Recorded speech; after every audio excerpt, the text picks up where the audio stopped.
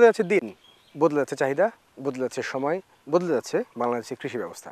এর ধারাবাহিকতায় আমরা আজকে আপনাদের দেখাবো একটি নতুন ধরনের কৃষি ব্যবস্থা।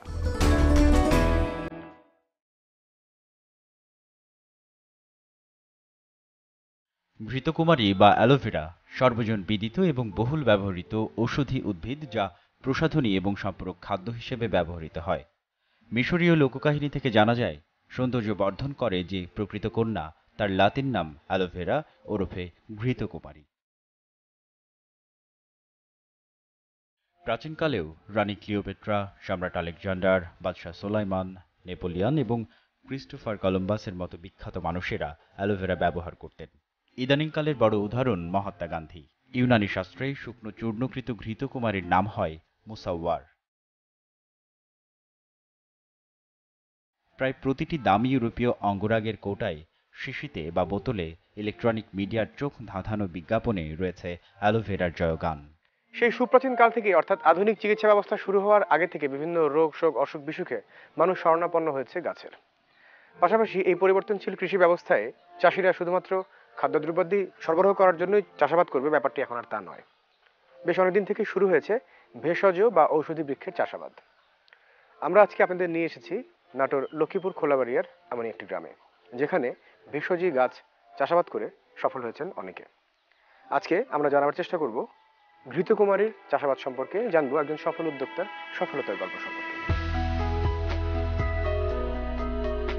মোহাম্মদ আব্দুল বাতেন ভূঁইয়া নাটোর লক্ষ্মীপুর খোলাবাড়িয়া এলাকায় একজন সফল ঘৃতকুমারী চাষির নাম।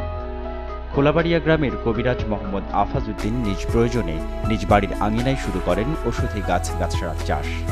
তার কাছ থেকে অনুপ্রাণিত হয়ে মোহাম্মদ আব্দুল বাতেন ভূঁইয়া প্রাথমিকভাবেই 1 বিঘা জমিতে চাষ শুরু করেন। তাকে সার্বক্ষণিক সাহায্য করেন তার বড় ছেলে। তারপর খোলাবাড়িয়াকে রাষ্ট্রীয়ভাবে বাংলাদেশে একমাত্র ঔষধি গ্রাম ঘোষণা করা হলে আরও পরিসর বাড়িয়ে তা 3 বিঘাতে নিয়ে আসেন। আমরা এখন কথা বলবো একজন সফল অ্যালোভেরা চাষি এবং একজন সফল উদ্যোক্তা জনাব মোহাম্মদ আব্দুল বাতেন ভূঁইয়ার সাথে। জানবো ওনার সফলতার গল্প সম্পর্কে, শুনবো অ্যালোভেরা চাষ সম্পর্কে। আসসালামু আলাইকুম, কেমন আছেন? ওয়ালাইকুম আসসালাম, ভালো আছি আলহামদুলিল্লাহ। আপনি ভালো আছেন? জি আলহামদুলিল্লাহ।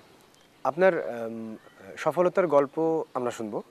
সবার আগে যেটি দিয়ে আমি শুরু করতে চাচ্ছি, মানে জিজ্ঞেস করতে চাচ্ছি, সেটি হচ্ছে যে কবে থেকে প্রথম আপনি অ্যালোভেরা চাষটা শুরু করেন? আমি অ্যালোভেরাটা শুরু করি এখানে 99 সাল থেকে। আমার এলাকার আগে এখানে আফাজ পাগলা নামে একটা লোক ছিল, সে এখনও বেঁচে আছে। তার বাড়িতে প্রথমে এই 1 শতক, হাফ শতক করে আবাদ করত। আচ্ছা, উনি আপনাদের এই এলাকার মোটামুটি এই এলাকার মানুষ, ওই পার্শ্ববর্তী আমার গ্রামে। আমি কাঠারবাড়িয়া গ্রাম, সেটা খোলাবাড়িয়া গ্রামে। আচ্ছা, সে একজন গরিব মানুষ, সে কবিরাজি করে। ওনাকে দেখেই আপনি আসলে ইন্সপায়ার্ড? হ্যাঁ হ্যাঁ হ্যাঁ, তাই কবিরাজি করে, সে বিভিন্ন জাতের আরও ঔষধি গাছ। তা আমরা দেখে শুনে আস্তে আস্তে আস্তে আস্তে করে এর প্রতি আমাদের এলাকার লোক উদ্বুদ্ধ হইতে লাগলো। তা আমি নিজে উদ্বুদ্ধ হয়ে আমি প্রথমে 2.5 কাঠা জমিতে 2,500 গাছ রোপণ করি। 2.5 কাঠা জমিতে? হ্যাঁ, 2.5 কাঠা জমিতে। এবার আমি নতুন জমিতে গ্রোয়িং করব। এই বছর যেটা নতুন আমি লাগাবো তাতে আমার 3 বিঘা জমি পুরা হবে। এখন আপনি যখন অ্যালোভেরা চাষটা শুরু করেন, আর কি ছোট পরিসরেই শুরু করেন, তখন কি ধরনের সমস্যা আপনি? সেখানে আমাদের অনেক সমস্যা ছিল, বেচতে পারিনি। এটা হকাররা নিয়ে, গরিব মানুষ যারা হকার, তারা ঢাকাতে ফেরি করে শরবত করে বিক্রি করত। আমরা বিক্রি করার পরে দেখা যায় 6 মাস টাকাই পাইনি, কোনো সময় টাকা আদৌ পাইনি। আমরা যেরকম ধান বাজারে বিক্রি করতে পারি, পাট বিক্রি করতে পারি, হলুদ বিক্রি করতে পারি, মরিচ পারি, কুশার সেন্টারে বিক্রি করতে পারি, এই অ্যালোভেরার কোনো নির্দিষ্ট মার্কেট নেই। তা আমরা এখানে আমরা 1 গাড়টি এরকম 6 গাড়টিতে 1 ব্যান হয়। এটাকে আমাদের এলাকার ভাষায় এটাকে 1 গাড়ি বলা হয়। 1 গাড়ি। এই 1 গাড়ির দাম আমরা বছরে একবার বসে নির্ধারণ করি এবং তারা যে ঢাকায় বিক্রি করে নিয়ে এসে আমাদের টাকা দেয়। এই যে আপনারা বেশ কিছু মানুষ, আপনার কথাই ধরছি, জি জি, অ্যালোভেরা চাষ করছেন, এর জন্য কি সরকারিভাবে কোনো পৃষ্ঠপোষকতা বা কোনো সাহায্য সহযোগিতা পাচ্ছেন বা নিচ্ছেন? আমরা একবার এটা সরকারি পৃষ্ঠপোষকতা দাবি করেছিলাম, কিন্তু আসলে এটা হয়নি। আমাদের কোনো সরকারি, আপনারা চেয়েছিলেন কিন্তু হয়নি? চেয়েছিলাম। হলে কি ভালো হতো? হইলে তো অবশ্যই ভালো হয়, কারণ আমরা অত জায়গায় এটা ব্যয়বহুল আবাদ। আমরা আমার 3 বিঘা জমিতে প্রতি বছরে আমার 1 লক্ষাধিক টাকার সার ব্যবহার করতে হয়। এলুবারের উপর নির্ভরশীল, যেটা ব্যবহার করলে এলুবারের কন্ডিশন ভালো থাকবে, আবারটা ভালো হবে। তখন আমরা ফাল্গুন, চৈত, বৈশাখ, জ্যৈষ্ঠ এই 3 মাস সার ব্যবহার করি, তারপরে সার ব্যবহার করি না। সার ব্যবহার করলে গাছ বেশি পচে যাবে। এখন এই যে আপনি অ্যালোভেরা চাষ করছেন, এটার উপরে কি আপনার কোনো ট্রেনিং নেওয়া আছে বা নিয়েছেন? আমাদের কোনো ট্রেনিংয়ের ব্যবস্থা নেই এটার। আমাদের ট্রেনিং নেই, এটা আমাদের ব্যক্তিগত অভিজ্ঞতাতে কাজ করতেছি। আমরা দেখে দেখে শিখেছি। আর আমরা কাজ করতে করতে, যেমন আমি আজকে 16 বছর করে, আরও এরকম কৃষক অনেকেই আছেন করে, তাদের এই শস্যটা উৎপাদন করতে করতে আমাদের মধ্যে একটা এক্সপিরিয়েন্স চলে আসছে, অভিজ্ঞতা চলে আসছে। যদি নতুন করে কেউ শুরু করতে চায়, ইয়াং যদি কেউ শুরু করতে চায়, তার পক্ষে তো প্রতিদিন এসে আপনার কাছে দেখে দেখে শুনে শুনে শেখা সম্ভব না। জি জি, সেক্ষেত্রে যদি কোনো ট্রেনিং এর ব্যবস্থা থাকে আপনার, ট্রেনিংয়ের ব্যবস্থা খুবই ভালো হয়। এটা ট্রেনিংয়ের ব্যবস্থা থাকলে, এটা আমাদের এলাকার জন্য অত্যধিক অর্থকরী আবাদ, ওষুধি আবাদ। হ্যাঁ, আমরাও জানি যে এটা জি জি, অর্থকরী আবাদ। আমাদের অর্থকরী আবাদ। আমরা যদি বেচতে পারি, খরচ বাদেও আমরা 2.5 লক্ষ টাকা আমাদের বেনিফিট আসবে। যদি নতুন করে কেউ শুরু করতে চায় বা যারা নতুন করে শুরু করতে চাচ্ছে, কারণ সবাই জানে যে অ্যালোভেরা অর্থকরী ফসল, তাদের উদ্দেশ্যে আপনি কি বলবেন? এটা নতুন করে ইচ্ছা করলেই কিন্তু একজন করতে পারবে না। আমাদের এখানে 1000 গাছ বর্তমানে 30,000 টাকা দাম। অ্যালোভেরা 1000 গাছ, যেটা আমি এইবার কেটে জমিতে লাগাইলে, এখন লাগাবো, এটা আমি আগামী মাঘ মাসের মাঝামাঝি থেকে পাতা দিতে পারবো, মাল দিয়ে পাতা দিতে পারবো। এরকম গাছ 1000 গাছ 30,000 টাকায় পাওয়া কঠিন। আর বর্তমান যে ক্রাইসিস আমার এখানে গাছের, 30,000 টাকা জমি পাওয়া যাবে না। এই বছরে বৃষ্টিতে গাছ পচে গেছে। যার 2 বিঘা জমি আছে, 1 বিঘা জমি থাকবে। অবশ্যই গাছ নিচকে চারা দিয়ে করে নিতে হয়। চারা দিয়ে গাছ করে 2 বছর লাগবে একটা গাছ থেকে পাতা পেতে। অর্থাৎ এটাও খুব ব্যয়বহুল আবাদ। ব্যয়বহুল এবং ধৈর্য সহকারে। হ্যাঁ, খুবই ধৈর্য লাগে। আমরা চেষ্টা করবো, আমরা আশা করবো যারা শুরু করবে অ্যালোভেরা চাষ, তারা অবশ্যই ধৈর্য। যে আমার জমিতে এখন আপনারা দেখতে পারেন, আমার জমিতে 7টা কামলা গাছ। আমিও ওটাই চাচ্ছিলাম যে জি জি, আমার পার্মানেন্ট, আমার 7টা 8টা 6টা কামলা আমার রেগুলার 12 মাস আমার জমিতে কাজ করে, 7 জন কাজ করে। জি জি, শুধু গীতিগান শুনি করে, তার অন্যান্য আবাদেরটা পৃথক। আর আমার এই গীতিগানের জন্যই আমার ডেইলি 6টা 7টা করে কামলা কাজ করে। আচ্ছা, পার ডে।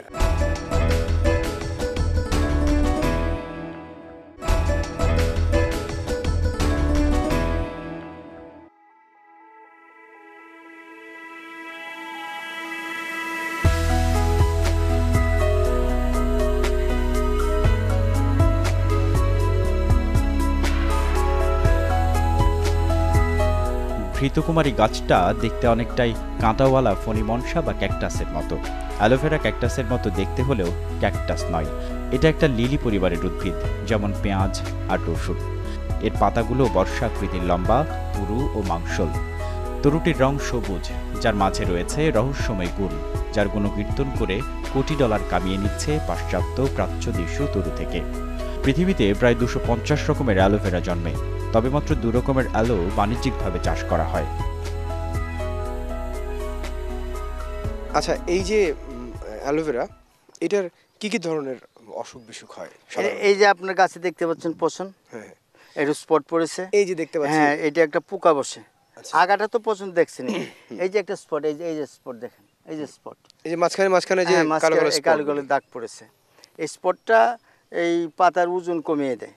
আমরা ওষুধ হিসাবে, এটা তো কোনো গভর্নমেন্টের রিসার্চ নেই, ওষুধের কোনো রিসার্চ নেই, আমরা নিজেরা এটা বাহির করে নিচ্ছি, চুন ব্যবহার করি। এই আমরা এখন থেকে চুন ব্যবহার করলে দেখেন কিছু ফ্রেশ পাতা আছে, এই যে ফ্রেশ পাতা, এই পাতায় এই ফ্রেশ থাকবে। এই যে অসুখ বিসুখ হচ্ছে, এইটার জন্য কি আপনারা কোনো রকম কীটনাশক ব্যবহার করছেন চুন ছাড়া? কীটনাশক আমি শুনি মানুষে কিছু কিছু লোকেরা ব্যবহার করে, আমি এখন ব্যবহার করিনি। আর এমনিতে কি কি সার ব্যবহার করছেন? এমনি আমি টিএসপি ব্যবহার করি, পটাশ ব্যবহার করি, ইউরিয়া ব্যবহার করি, আরও কিছু জৈব সার আছে যেগুলো আমরা ব্যবহার করে থাকি। এটার কি নির্দিষ্ট কোনো অনুপাত আছে না আয়তনের উপরে? এটার কোনো নির্দিষ্ট অনুপাত নেই, আমরা নিজেরা আন্দাজ করে এটা ব্যবহার করে থাকি।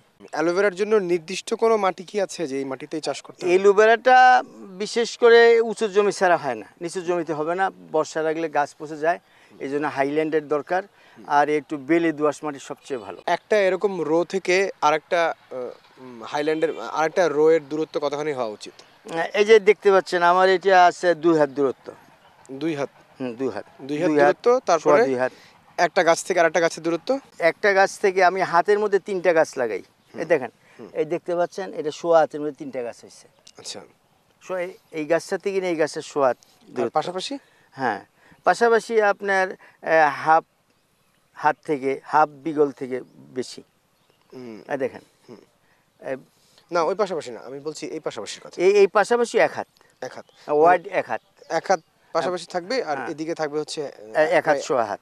এটা যদি একটা পার্মানেন্ট মার্কেট দাঁড় করানো যেত বা যায়, তাহলে অনেক বেটার হয়। হ্যাঁ, অনেক লাভ। আসলে এত উপকারী একটা ব্যাপার। আমিও যখন রোদ্রে হাঁটি, বাইরে থাকি, ঘোরাফেরা করি, আমার ওই পেশাবের জ্বালা যন্ত্রণা হলে এটা খাই, সাথে সাথে রিমিশন হয়ে যায় একদম। 2 গ্লাস শরবত খাইলে আপনার যা হবে, আপনার 200 টাকার চিকিৎসা তা পারবেন না করতে। আচ্ছা, ওই পাশের অতটুকু কি আপনাদের? হ্যাঁ, ওটা আমার জমি।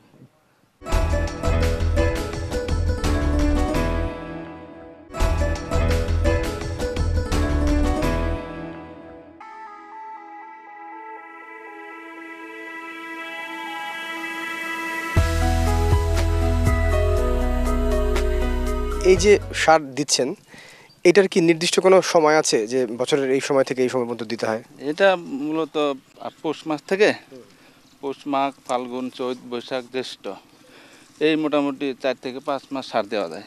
এই উপরের যে পচনগুলি, এইগুলি কি প্রতিহত করার জন্য ওই চুন স্প্রে করা ছাড়া অন্য কোনো ইয়ে আছে? বছরের শেষ সময় এটা এখন ডাবাইতে হবে, সেই জন্য এই এখন লালচে ধরবে।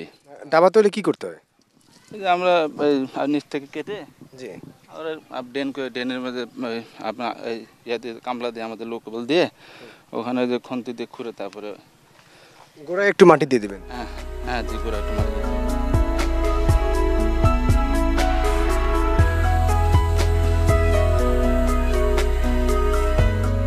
বর্তমানে তার ঘৃতকুমারী প্রকল্পে সার্বক্ষণিক 6 জন শ্রমিক কাজ করেন। তাদের অনেকেই ছোট পরিসরে গড়ে তুলেছেন বাগানও। রোগবালাই ছাড়া বিশেষ কোনো প্রতিবন্ধকতা নেই বলে জানান তিনি। কালো ছোপ পড়া রোগের রোধকল্পে রাষ্ট্রীয়ভাবে গবেষণা প্রয়োজন বলে তিনি মনে করেন। তাছাড়া রয়েছে সঠিক বাজার অপ্রাপ্তির সমস্যা। ফলনের মৌসুমে অনেক সময় তারা পচনের সম্মুখীন হচ্ছেন, তাই প্রক্রিয়াজাতকৃত খাবার বা জুস তৈরিকরণ ব্যবস্থা রাখা জরুরি বলে মনে করছেন তারা। নতুন এক চাষ পদ্ধতির প্রতি বাতেন সাহেবের এই আগ্রহ তাকে আজ সাফল্যমণ্ডিত করেছে।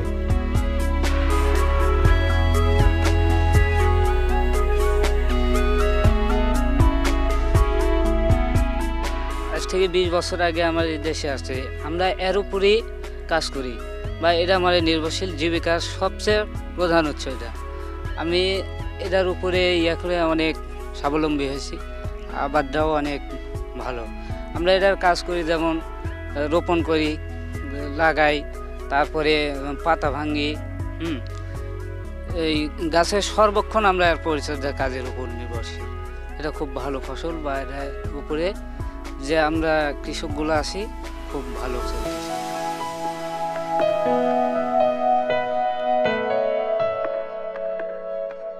প্রাকৃতিকভাবে অ্যালোভেরার চারা উৎপাদন ক্ষমতা অপ্রতুল। এর বীজ হয় না, তাই এটি অঙ্গজ প্রজননের মাধ্যমে বংশবিস্তার করে। একটি উদ্ভিদ থেকে বছরে গড়ে 10 থেকে 12টি চারা পাওয়া যায়। এই ধীর প্রক্রিয়া অ্যালোভেরা চাষের ক্ষেত্রে অর্থনৈতিকভাবে লাভজনক নয়। কাজেই টিস্যু কালচারের মাধ্যমে স্বল্প সময়ে বিপুল সংখ্যক চারা উৎপাদন করা হলে অ্যালোভেরার চাষ সম্প্রসারণ এবং কৃষকের আর্থসামাজিক উন্নয়নে ভূমিকা রাখতে পারে।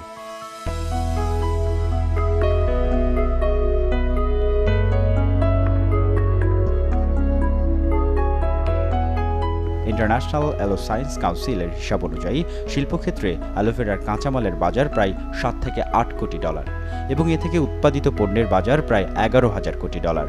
এই বিপুল চাহিদার কারণে সারা বিশ্বে বাণিজ্যিকভাবে অ্যালোভেরার চাষ ক্রমশ সম্প্রসারিত হচ্ছে।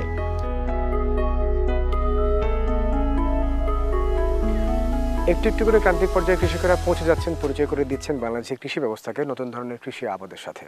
এতে সম্প্রসারণের পাশাপাশি উন্নয়নের দিকে এগিয়ে যাচ্ছে বাংলাদেশের কৃষি অর্থনীতি। আমরা আজকে দেখানোর চেষ্টা করেছি ঘৃতকুমারী আবাদ সম্পর্কে, একজন সফল উদ্যোক্তার সফলতার গল্প সম্পর্কে। আমাদের এই আয়োজন যদি আপনাদের ভালো লেগে থাকে, আমাদের কোনো কিছু জানাবার থাকে, তাহলে যোগাযোগ করুন এই ঠিকানায়। প্রযোজক সফলতার 7 রং, এসিটিভি, হাউস নম্বর 47, রোড নম্বর 116, গুলশান 1, ঢাকা। আমাদেরকে ইমেল করতে পারেন সফলতা7rong@gmail.com।